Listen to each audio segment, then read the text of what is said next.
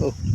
नमस्कार शेतकरी मित्रांनो, मी वैभव राऊत ग्रीन लाईफ कृषी टेक कोल्हापूरमध्ये आपले सहर्ष स्वागत करतो. मित्रांनो, आज आलेलो आपण वाशिम जिल्ह्यातील मानोरा तालुक्यातील भुली या गावी. आज आपल्यासाठी घेऊन आलेला एक वांग्याचा प्लॉट. या वांग्याच्या प्लॉटमध्ये कशा पद्धतीनं शेतकऱ्यानं याचं नियोजन केलं आणि या नियोजनातून आपल्या शेतातील हा वांग्याचा प्लॉट कसा डेव्हलप केला याची संपूर्ण माहिती आज आपण या शेतकरी मित्राकडून जाणून घेऊया. त्याआधी आपण शेतकरी मित्राचा परिचय घेऊया. नमस्कार सर. तुमचं नाव आणि पत्ता सांगा. गोपाल तुळजाजी पिंगाने भुली. आणि हे क्षेत्र तुमचं. या क्षेत्रावर किती वांगा आहे? क्षेत्र किती आहे वांग्याचं? किती?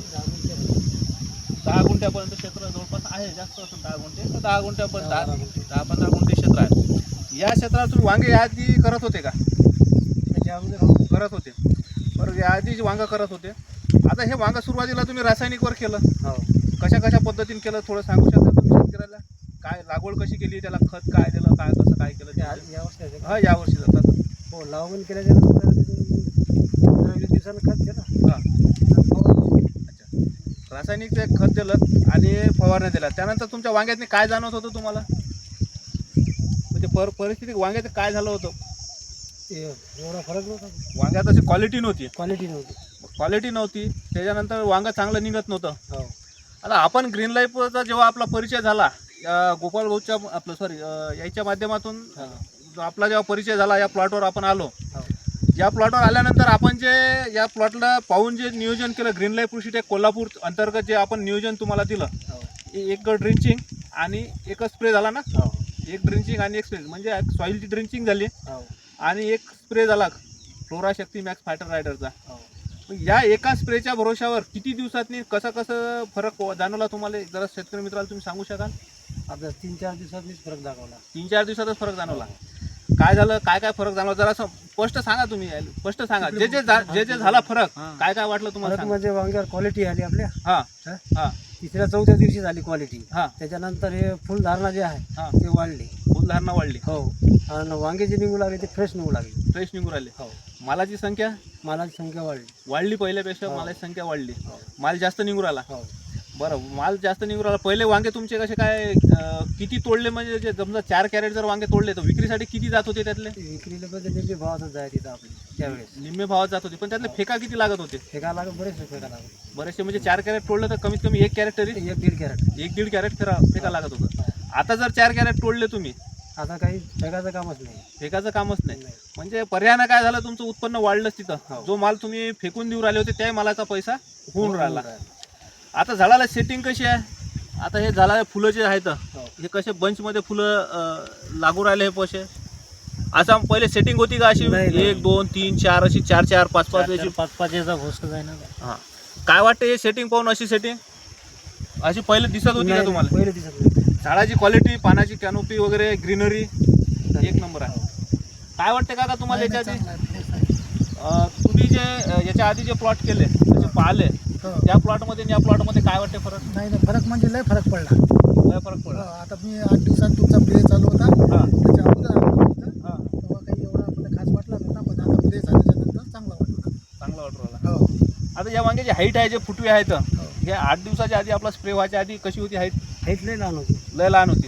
आज आली तर जवळपास आपल्या छातीच्या खाली हाईट आलेलीच आहे. एकंदरीत तुम्हाला असं काय 4 फुटाचा जे सावा आहे तुमचा, या 4 फुटाच्या साव्यातनी पहिले तुम्ही असं सरळ मोकळे चालू शकत होते. आज जर आपण पाहिलं तर 4 फुटाचा सावा तुमचा भरत आला, पॅक होत आला. आम्ही जसं तुम्हाला एक आलो त्यावेळेस सांगितलं होतं की तुमचा सावा हा लहान झाला, यातनी झाडं तुमचे दाटणार. त्यावेळेस कदाचित तुम्हाला असं वाटलंही असेल की बा हे काहीतरी वेगळं सांगून चालले तर. पण आज रोजी काय वाटते, आम्ही जे बोललो होतो त्या दिवशी त्या सर्व गोष्टी कशा होत्या? खऱ्या होत्या का? काही तुम्हाला भूलथापात दिल्या होत्या? खऱ्या होत्या. आज जे का तुमचे हाईट चालेल, कॅनोपी, पानाची ग्रीनरी आहे, काय वाटते का प्लॉट बद्दल तुम्हाला? क्वालिटी पूर्ण क्वालिटी पाहिजे. पण एकंदरीत तुम्ही ग्रीन लाईफ वापरून समाधानी आहात का? समाधानी आहे. काय वाटते बाकी शेतकऱ्यांनी ग्रीन लाईफ वापरलं पाहिजे? वापरलं पाहिजे. कोणत्याही मालावर त्याने वापरलं पाहिजे. कोणताही पीक असो, ग्रीन लाईफचा अवलंब अवश्य केला पाहिजे. तर शेतकरी मित्रांनो, सांगायचं तात्पर्य एवढंच की ग्रीन लाईफचा एक स्प्रे आणि एका ड्रिंचिंगमध्ये या शेतकरी बांधवाची वांग्याची क्वालिटी बदलली. फळाची क्वालिटी बदलली, झाडाची क्वालिटी बदलली, सेटिंगमध्ये फरक पडला, सेटिंग पण व्यवस्थित झाली. आणि आज प्लॉटमध्ये जे मधमाशा आहेत, तुम्ही आज किती वर्ष झाली शेती करू राहिले? आज बरेच वर्ष. बरेच झाले. एवढ्या वर्षात तुम्ही कधी अशा मधमाशा पाहिल्या का? नाही. तिकडे बाजूनं बरबटीचा पण प्लॉट आहे, हो. त्याही प्लॉटमध्ये आपलं जे मधमाशाचं जे प्रमाण असते हे तुम्हाला कधी दिसलं का? असं नाही. ग्रीन लाईफ वापरल्यानंतर तिथे अंगावर चढून राहिला माश्या. अंगावर माशा सोडून राहिल्या, एवढ्या माशा प्लॉटमध्ये तयार झाल्या. हो. पर्यायानं काय झालं, तुमचं माशा इथं आल्या म्हणजे परागीकरण झालं आणि त्यातून मालाची संख्या फास्ट वाढते, झाड लवकर माल तयार करते. तर शेतकरी मित्रांनो, सांगायचं तात्पर्य एवढंच, ग्रीन लाईफ वापरून आपल्या शेतातनी आपण चांगल्या पद्धतीचं उत्पन्न घेऊ शकतो. फक्त त्यासाठी आपल्याला थोडीशी हिंमत करून ग्रीन लाईफ अवलंब करावा लागेल. रासायनिकपेक्षाही ग्रीन लाईफ कृषीटेक कोल्हापूरवर तुम्हाला रिझल्ट तात्काळ आणि तत्पर मिळेल. दादांनी जसं सांगितलं 3 ते 4 दिवसातच मला रिझल्ट दिसला, तसा ऑर्गॅनिकमध्ये रिझल्ट नाही, लेट मिळतो. ही संकल्पना आपल्या डोक्यातून काढून टाका आणि चांगल्या उत्पन्नासाठी ग्रीन लाईफचा अवलंब अवश्य करा. खाली स्क्रीनवर नंबर दिसेल, त्या नंबरवर संपर्क करा आणि कुठल्याही पिकाची माहिती तुमच्या बांधावर येऊन आम्ही निःशुल्क देऊ. त्याचं संपूर्ण मार्गदर्शन आम्ही तुम्हाला देऊ.